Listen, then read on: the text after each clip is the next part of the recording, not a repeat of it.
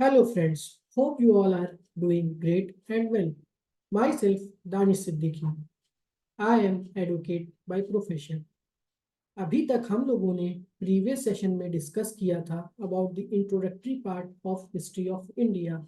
आज हम लोगों का टॉपिक है, इस वीडियो में हम लोग आज डिस्कस करेंगे इंडस वैली सिविलाइजेशन के बारे में, जो कि सिंधु घाटी सभ्यता जिसको हम लोग बोलते हैं। तो हम लोग चलिए आज का ये सेशन शुरू करते हैं।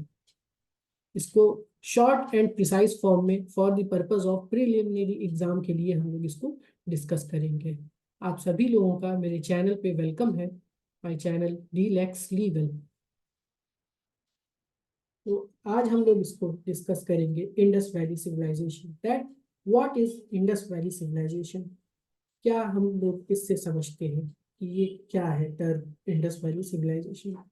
तो हम लोग देखेंगे कि आज के टाइम में, आज का ये जो दौर है, हम लोग अपना ये एक सिविलाइजेशन है, हम लोगों का एक सभ्यता है, हम लोग एक जोग्राफिकल एरिया है, यहाँ पर रहते हैं। तो हम लोगों का क्या रहन सहन है, क्या चाल ढाल है, क्या वे ऑफ लाइफ है, हम लोग आज इस मॉडर्न टाइम में क्या टेक्निक्स यूज करते हैं, हम लोगों का क्या टेक्नोलॉजीज है, एक्सेट्रा एक्सेट्रा।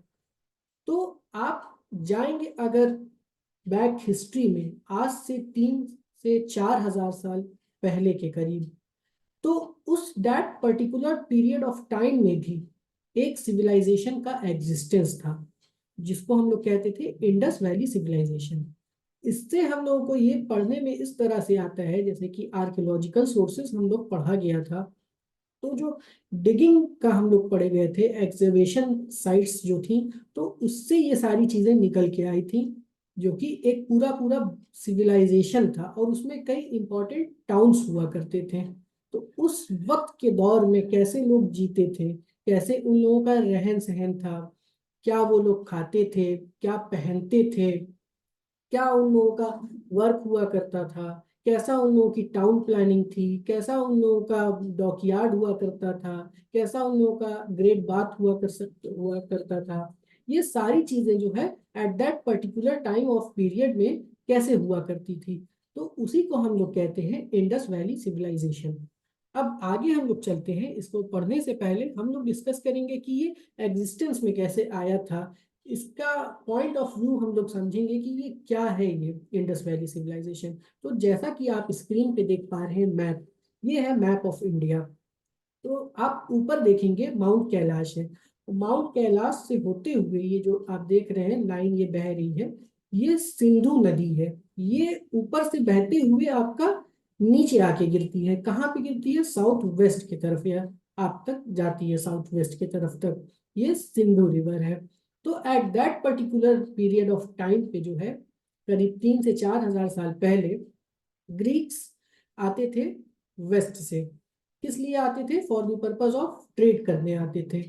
तो ये नदी उन लोगों को पार करके आना रहता था, ये एक आपका ये डेस्टिनेशन था कि इस डायरेक्शन में हम लोग आएंगे तो हम लोगों को ये नदी मिलेगी, जिसका नाम था सिंधु। और नीचे से फिर जो लोग आते थे, बेसिकली साउथ वेस्ट की तरफ से ईरान, जो कि उसका हिस्टोरिकल नेम था मेसोपोटामिया, वो भी इसी रूट से होते हुए आपका ऊपर से आते थे, इंडिया में एंटर करते थे। तो बीच में ये जो पड़ता था उन लोगों का डेस्टिनी, ये जो हुआ करती थी डेस्टिनेशन जो थी, ये बीच में आती थी सिंधु रिवर। तो ग्रीक्स इसको बोलते थे इंडस।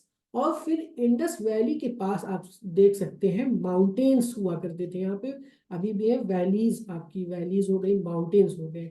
और उस जगह पे ये लोग रहते थे, पीपल्स वेयर, जो लोग रहते थे near the mountains area, near the valley area, तो उन लोगों को क्या कहा जाता था, इंडस पीपल कहा जाता था। तो ग्रीक जो है टर्म किए थे सिंधु रिवर को इंडस रिवर, और जो लोग वहां पे रहते थे उसके वजह से क्या नाम पड़ गया, एक पूरा इंडस वैली सिविलाइजेशन पड़ गया।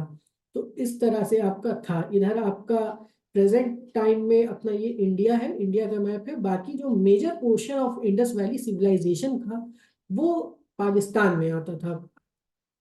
तो आप आपका ये देख पा रहे हैं ये मैप पे, यहाँ पे माउंटेन्स आपका है, कैलाश माउंटेन्स आपका यहाँ से पूरा ये नदी बहते हुए जाती थी, यहाँ तक आती थी। तो ये बेसिकली क्या करने आते थे, ट्रेड करने आते थे। तो इसी से उसका नाम पड़ा इंडस वैली सिविलाइजेशन। किसने दिया, ग्रीक्स ने दिया। तो ये यहाँ पे रहते थे, ये वैली के पास पीपल्स रहते थे। तो ये जो इंडस वैली सिविलाइजेशन था, इसका एरिया बहुत ही वाइड था, सिर्फ यहाँ तक ही लिमिटेड नहीं था इस टाउन का एरिया, ये बहुत ही वाइड था। आगे हम लोग देखते हैं कि इसका एरिया कितना था। तो ये आप लोग एरिया देख पा रहे हैं, ये आज के प्रेजेंट टाइम पे अगर हम लोग देखेंगे तो इंडस वैली सिविलाइजेशन का एरिया हुआ करता था at that particular period of time. तो हम लोग देखेंगे नॉर्थ से लेके ये साउथ वेस्ट तक, जब हम लोग इसको देखेंगे vertically north to south west तक हम लोग देखेंगे, तो ये जो है स्ट्रेच था 1400 किलोमीटर का था, स्प्रेड था इसका एरिया। और हम लोग ईस्ट से वेस्ट जब देखेंगे तो 1600 किलोमीटर तक का इसका एरिया था हॉरिजॉन्टली। तो यहाँ पे आपका नॉर्थ में इसका जो था मांदा जगह थी, मांदा से ये शुरू होता था। और यहाँ पे रिवर कौन सी बहती थी, चेनाब रिवर बहती थी। कहाँ पे ये है आज के प्रेजेंट लोकेशन में, जम्मू कश्मीर में। फिर ईस्ट में हम लोग आएंगे तो ये ईस्ट में अपना उत्तर प्रदेश में आलमगीरपुर तक ये हिंडौन रिवर यहाँ पे बहती थी, यहाँ तक था आपका मेरठ में आलमगीरपुर हिंडौन रिवर के पास। फिर नीचे हम लोग आएंगे इधर साउथ वेस्ट की तरफ, तो ये दायमाबाद महाराष्ट्र तक था ये।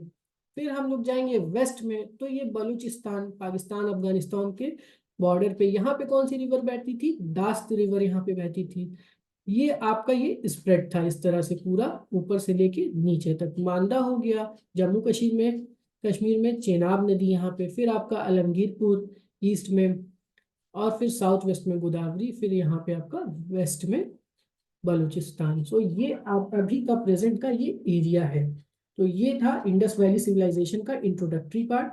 अब आने वाली नेक्स्ट सेशन में हम लोग इसको पढ़ेंगे, इसके जो इम्पोर्टेंट मेजर साइट्स जो हैं इंडस वैली सिविलाइजेशन के, टाउन्स हो गए, टाउन्स कह लीजिए या फिर साइट्स कह लीजिए, क्या इसके फीचर्स हुआ करते थे, क्या क्या एक्सकेवेशन में निकले थे यहाँ पे आपका, जैसे कि ग्रेट बाथ हो गया, ये सारी चीजें आने वाले सेशंस में हम लोग इसको कवर करेंगे।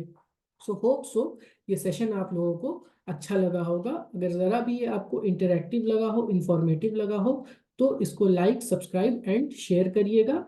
अब आप लोग से मिलते हैं इन दी नेक्स्ट अपकमिंग सेशन में। सो कोशिश यही रहेगी कि शॉर्ट एंड प्रिसाइज में चले, जिससे कि हम लोगों को एक बेटर व्यू मिले, अंडरस्टैंडिंग मिले for the purpose of prelims exam.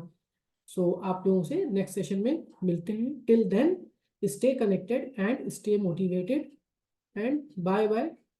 Thank you to all of you.